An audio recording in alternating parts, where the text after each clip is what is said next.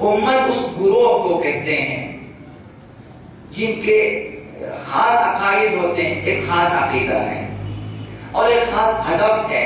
اس خاص ہدف کے لیے خاص عقیدوں کے ساتھ، خاص نظریات کے ساتھ، خاص اہداف کے لیے ایک خاص امام کی اقتدا میں چلتے ہیں وہ لوگ. اس گروہ کو کہتے ہیں امت. لہذا امت کے لیے امتی شرط ہے اور ایک خاص ہدف کا، واحد ہدف کا ہونا شرط ہے اور امام کا ہونا شرط ہے، چاہے وہ امام پیغمبر اسلام کی صورت میں ہو یا امام معصوم کی صورت میں. امام ہونا چاہیے. پھر یہ گروہ اس پہ عقیدہ رکھتے ہیں، یہ افراد عقیدہ رکھتے ہوں، ہم عقیدہ ہوں، ہم فکر ہوں، ہم مسلک ہوں اور اس کی اقتدا کرتے ہوں اور جو خاص ہدف ہے اس کے لیے اس امام کی پیروی میں آگے چلتے، اس کو امت کہتے ہیں اور اسی امام کی طرف منسوب ہو اور اس کی پیروی کرتے ہوں.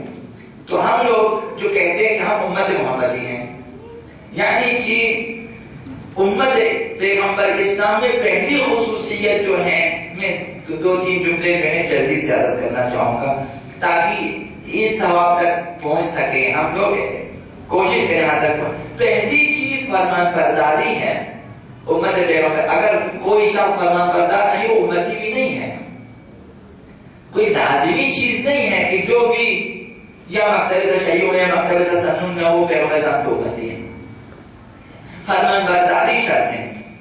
حضرت اسماعیل اور ابراہیم نے خانہ کعبہ کی دیواریں بلند کی اور وہاں انہوں نے ایک دعا کی ہے. دعا کی ربنا وجعلنا مسلمین لک، پروردگارا ہمیں اپنا فرمان بردار بنا، ومن ذریتنا امتا مسلمۃ لک، اور ہماری اولاد میں سے بھی ایسا گروہ تشکیل دیں، ایسی امت تشکیل دیں جو فرمان بردار.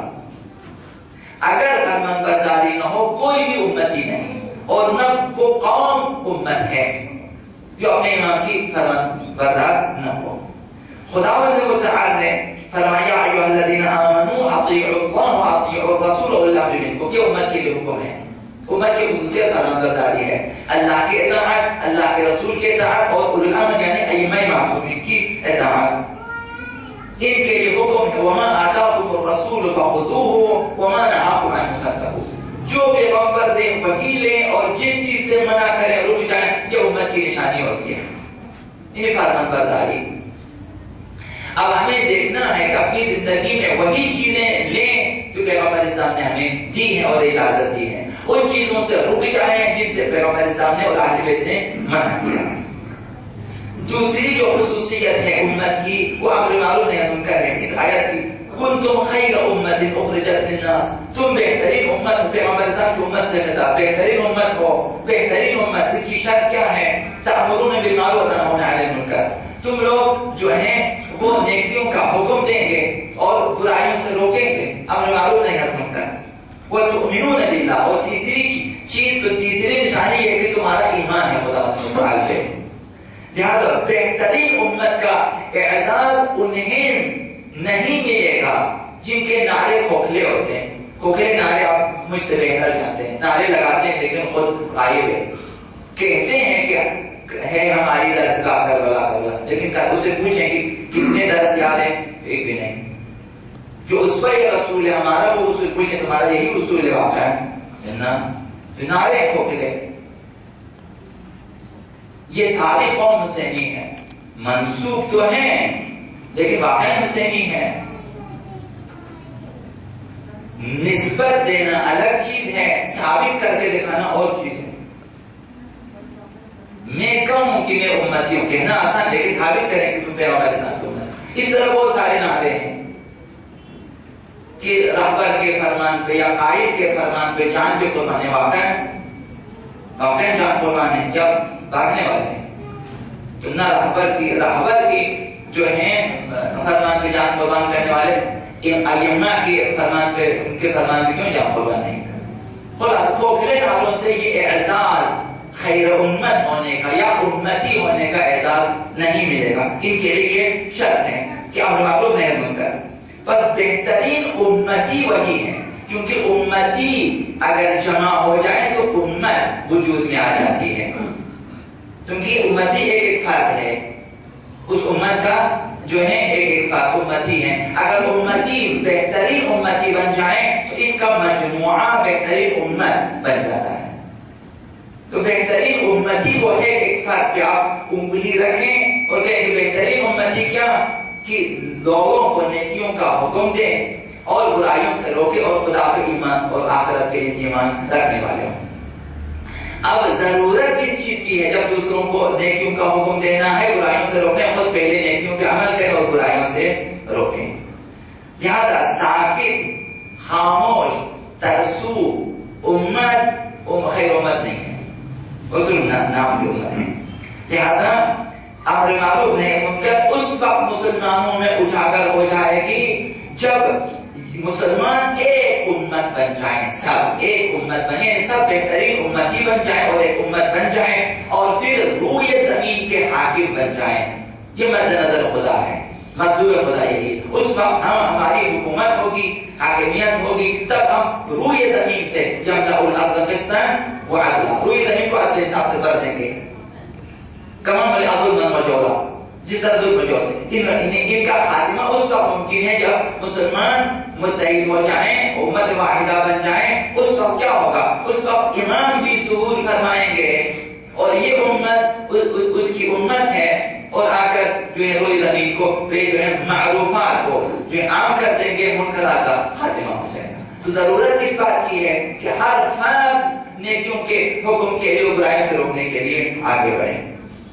یہاں سے ایک چیز آپ کی سمجھ میں آ جائے گی، امت کے ہر فرد پر اپنی استعداد کے مطابق واجب ہے کہ امر بالمعروف کرے، نہی عن المنکر کرے، یعنی ہر فرد کے لیے خاموش رہنا گناہ ہے، حرام ہے کہ چپ نہ بیٹھیں، بلکہ اپنی حیثیت کے مطابق امر بالمعروف میں، نیکیوں کے پھیلانے میں، برائیوں کے روکنے میں اپنا حصہ ڈالیں، اپنی کوشش ڈالیں، اپنا سرمایہ ڈالیں، کچھ کریں کہ نیکیاں پھیل جائیں۔ آپ بچوں سے لے کر بوڑھوں تک پہ کام کر سکتے ہیں، آپ زبان سے لے کر، قلم سے لے کر، فکر سے لے کر، میڈیا سے لے کر مختلف امور میں کام کر سکتا کہ نیکیاں پھیلیں، سب امر کے حصہ ہے۔ اگر ہم ایسا نہیں کرتے تو ہم بدترین امتی، جب بدترین امتی جمع ہو جائے تو بہترین امت وجود میں نہیں آئے گی۔ اب یہاں سے اس حدیث کا معنی آپ کے سمجھ میں آ جائے گا کہ حضرت آقا رسول خدا صلی اللہ علیہ وسلم جو سورہ کافی کی روایت ہے اور ہماری شاید مستند روایت ہے، یہ اہل سنت جو خلیفین کے نزدیک روایت آپ کو معلوم ہے، من اصبح لا يهتم بامور المسلمین فلیس بمسلم، جو شخص صبح کو اٹھے اور مسلمانوں کے امور کی فکر نہ ہو اسے، اصلاح معاشرہ کی فکر نہ ہو اسے نہیں معلوم کہ دنیا میں کیا ہو رہا ہے، اسے نہیں معلوم کہ مسلمانوں پہ کیا گزرتی ہے، اسے نہیں معلوم کہ دشمن کون ہے، ظالم کون ہے اور مظلوم کون، اسے نہیں معلوم، فلیس بمسلم، وہ مسلمان نہیں ہے۔ جب مسلمان ہو تو امتی بھی نہیں ہے، جو امتی نہیں تو یہ ساری باتیں جو آپ ثواب کے عنوان سے پڑھتے جائیں وہ شامل حال نہیں ہوتے۔ تو بہترین امت بن جائیں،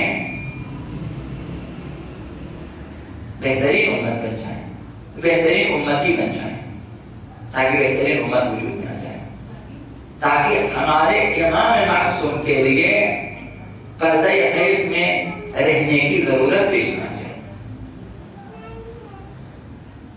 تاکہ ہمارے امام معصوم کے لیے کربلا میں آنے کی اور قربانی دینے کی ضرورت پیش نہ